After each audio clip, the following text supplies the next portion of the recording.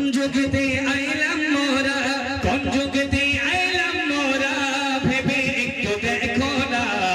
কচি কাঁচা পোলা মাইয়া ফোন ছাড়া তো চলে না, কচি কাঁচা পোলা মাইয়া ফোন ছাড়া তো চলে না। কোন যুগেতে আইলাম মোরা, কোন যুগেতে আইলাম মোরা, ভেবে একটু দেখো না। কচি কাঁচা পোলা মাইয়া ফোন ছাড়া তো চলে না, কচি কাঁচা পোলা মাইয়া ফোন ছাড়া তো চলে না। মেয়ের মা বাবা গর্ব করে করে মেয়ের বর্ণনা, আমার মেয়ে সারা সারা দিন ঘরের বাইরে আসে না। 30,000 টাকার ফোন যে দিল তার বাবা কিনে, ঘরের ভেতর করছে পড়া একা অনলাইনে। দুদিন পরে যাই গো সোনা, দুদিন পরে যাই গো সোনা, দুদিন পরে যাই গো সোনা, ঘরেতে নাই ছকি না। কচি কাঁচা পোলা মাইয়া ফোন ছাড়া তো চলে না। আমার কথা বুঝতে পেরেছেন বাপ? এই কিছুদিন আগে মাধ্যমিক উচ্চ মাধ্যমিক পরীক্ষা হয়েছে না ভাই?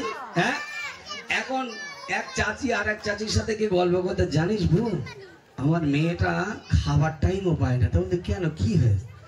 তোমাদের পরীক্ষা, আর ওদের তো এখন সে বইতে পড়তে হয় না, মোবাইলে পড়া সব। সারা রাত দিন ওই ঘরের দরজাতে একা পড়ে পড়ে পাগল হয়ে যাচ্ছে। সামনে পরীক্ষা রয়েছে, ওই জন্য এত পড়া পড়তেছে, রাত্রির 12টা 1টা 2টো উঠে দেখি ওই গুনগুন করতে। মা একবার দরজার কাছে কানতে শোনে না যে কোন ডার্লিং এর সাথে পড়াশোনা করতে। ওদের 14ই ফেব্রুয়ারি যাবে কোন পার্কে, সেইলে পড়াশোনা চলতেছে। মা এটা বুঝতে পারতেছে না। আরে পরীক্ষা দিলে, পরীক্ষা দিতে যাচ্ছে মা, আমার পরীক্ষা দিতে যাবে। কোচির মা আমার জোড়া জোড়া ডিম সেদ্ধ করে খাওয়ালে, মা ভালো করে পরীক্ষা দিস। আলহামদুলিল্লাহ পরীক্ষা দিচ্ছে, রেজাল্ট তো পরীক্ষার আগে হয়ে যাবে। কেন বলেন দিক? লাস্ট পরীক্ষার দিন তো 14ই ফেব্রুয়ারি হয়ে যাবে। হাওয়া লাস্ট পরীক্ষা দিদিন সেদিন ছকিনার মা বাড়ির সামনে একবার এদিক যায় একবার ওদিক যায়। আর যে বুর সাথে বলেছিল যে আমার মেয়ে আর খাবার টাইম পায় না, ওই বুঝিস ধারা ছকিনার মাথা এদার ওদার করতিস কেন? তা বলে বলিস নি, কারুর সাথে যেন বলিস না, তোর সাথে বলতেছি, কারুর সাথে বলবি না। তাহলে কি হয়? তাহলে আমাদের ছকিনা পরীক্ষা দিতে গেল বাড়ি আসেনি, তুই যেন কারুর সাথে বলিস নি। আবু ও কথা শুনে গে ও আর এক বুর সাথে গিয়ে বলতে, জানিস কি ঘটেছে? তাহলে কি? তাহলে এদের ছকিনা পরীক্ষা দিতে গেল বাড়ি আসেনি, তুই যেন কারুর সাথে বলিস না, তাহলে আমার ধরবে।